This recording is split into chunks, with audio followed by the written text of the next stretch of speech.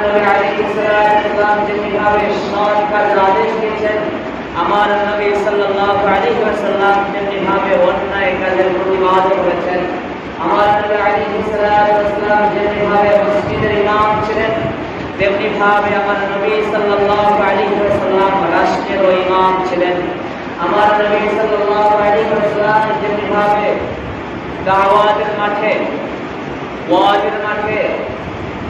মানুষের মাঝে দাওয়াতি কাজকর্ম করার ক্ষেত্রে যেভাবে তিনি সর্বশ্রেষ্ঠ আদর্শ ছিলেন, আমার নবী আলাইহিস সালাম সমাজের মানুষকে, এই মনে করা সমাজকে জাতি সমাজ থেকে দূরে সরিয়ে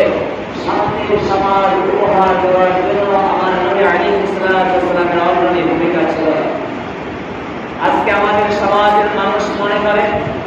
ওলামায়ে কেরামের কাজ শুধু মসজিদ, মাদ্রাসা, ওয়াজের মাঠ